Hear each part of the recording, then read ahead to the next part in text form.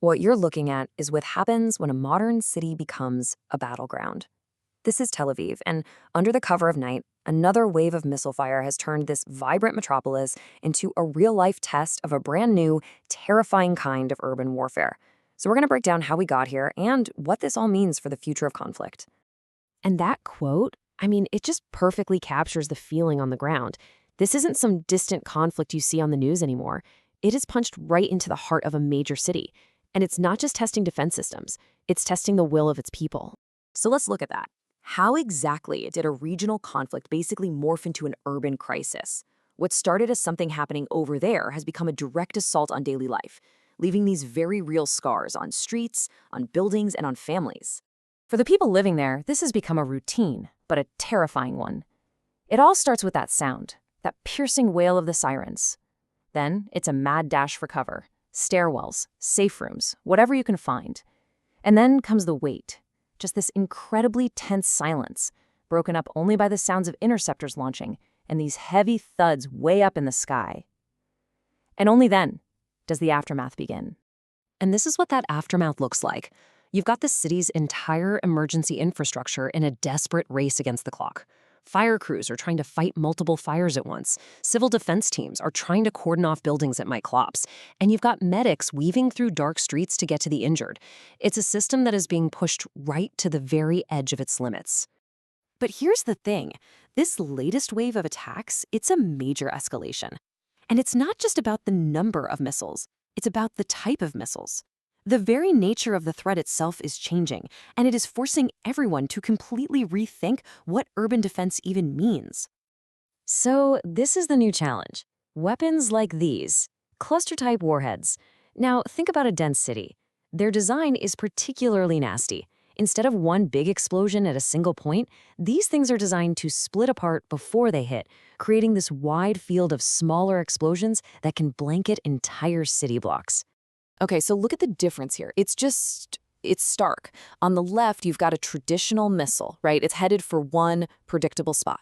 But on the right, you see a cluster payload breaking up in midair. Suddenly, the target isn't one building anymore. It's an entire grid of streets, rooftops, parks, you name it.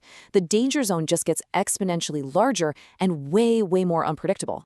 And all of this, it leads to the big question. We all know Israel has one of the most advanced air defense systems in the entire world.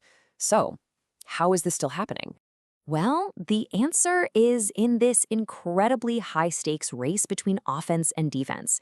Because the reality is, even the most sophisticated shield in the world has its limits.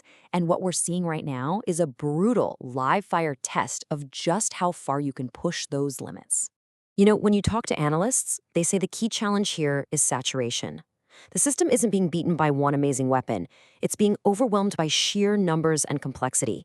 You've got repeated waves, you've got mixed types of rockets, and you even have the debris from successful interceptions raining down. And all of it strains the shield. It's also a brutal numbers game. You're using very expensive interceptors to take out relatively cheap rockets. So this whole thing has become a war of attrition. The system is absolutely working. It's knocking down the vast majority of threats. The critical question has changed. It's no longer if it works. The question now is for how long. Can it keep up this performance, night after night, against an enemy that is constantly adapting? But, beyond all the technology and the military strategy, there's the human cost. The real story is about what happens on the ground in those quiet moments after the sky goes silent.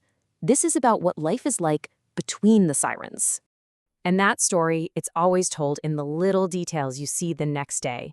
It's told in the thousands of shattered windows, in the cars just scarred by shrapnel, or even crushed by falling debris. And in the apartment walls, you see these cracks from the blast pressure, just a chilling reminder of how close the danger really came. And that threat, it lingers. The sirens might stop, but pieces of unexploded rockets pose this hidden danger, so people are warned not to touch anything suspicious. Families come out of their shelters, and they're not even sure if it's safe to go back into their own homes. The immediate danger might be over, but the fear sticks around. So what all this really points to is a much bigger truth. The battlefield isn't just a physical place anymore. It's a war of endurance, and it's being fought on three separate but totally interconnected fronts. So first you've got the military front, right? That's about technology and endurance. Then you have the psychological front, which is this battle for public morale and confidence. And that feeds directly into the third front, the political one, where the leadership is under just immense pressure to make people feel safe again. See, a city like Tel Aviv, it's not just another target on a map. It's the country's financial, cultural, and symbolic center. So every missile that gets through, every piece of debris that falls, that isn't just a military event. It's a political one, and it's specifically designed to make people question their leaders and their strategy. And that leaves us with this final, pretty sobering question. What's happening in Tel Aviv isn't happening in a vacuum. It might just be a glimpse into the future, a future where the real measure of victory is the resilience of a city's infrastructure, its defenses, and its people. We might be witnessing the new face of urban warfare. And believe me, the rest of the world is watching.